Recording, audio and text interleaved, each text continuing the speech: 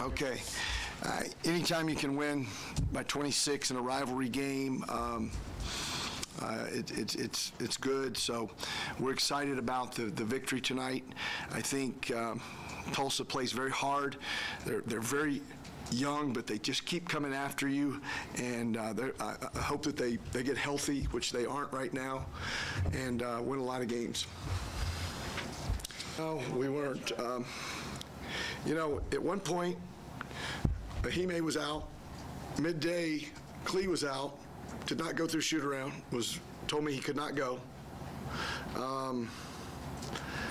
Carl missed shoot around because he had some type of virus, something. He was throwing up and whatnot, and was fatigued, and his eyes are bloodshot. So hopefully the doctors can fix him. And CJ yesterday had the same, maybe the same symptoms. I don't know if the same illness. So we had, at one point, Carl said he was going to go. Jake and Evan was going to be our third post player tonight at one point. And then Klee, it's CJ. CJ bounced back, so now we've got four guys. Jake, CJ, Evan became the fourth post player. And then Klee, of course, has a miraculous recovery. His was an ankle. Yeah, tweaked his ankle he went to have an x-ray last night. So I went to Spay Neuter, Kansas, which was one of our fundraisers, very despondent that, I didn't know who we would have tomorrow. We were going to play a very small lineup. So the doctors and the trainers, Todd Fagan and his great staff, Dr. Stovak and those guys, they're the MVP, regardless of what Carl and Fred and those guys did. It seemed like you shot. Well, they shot over 40% too. They were hard to guard. After we got the lead up to 17 or 19, they just turned the corner on us a couple times on ball screens and laid it in. I didn't like that. But in the end, I think we had more players and more experience.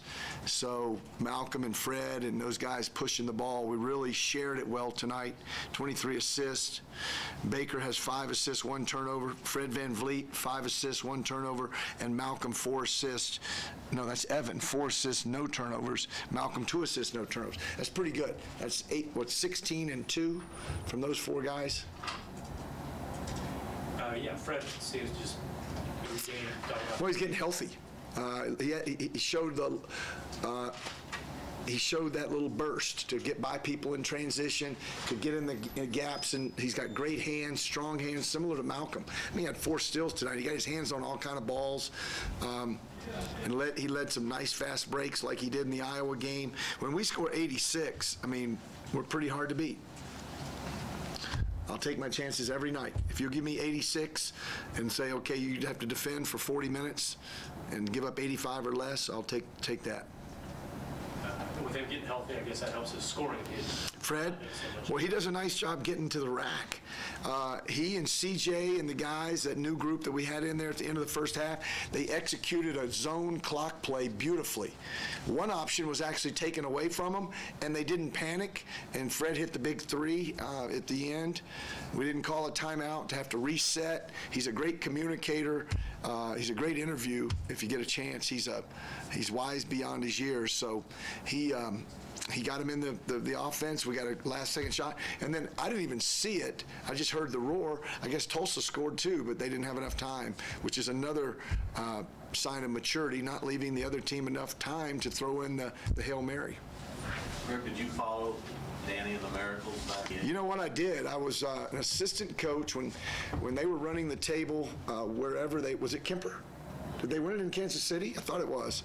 I went to the Final Four that year. Always went to the semis and then went home on Sunday. So I saw the semis. I was actually an assistant coach. I was barely making 5 figures, and I'm talking about $1 less, and I would have been making 4 figures. So I was barely making 5 figures.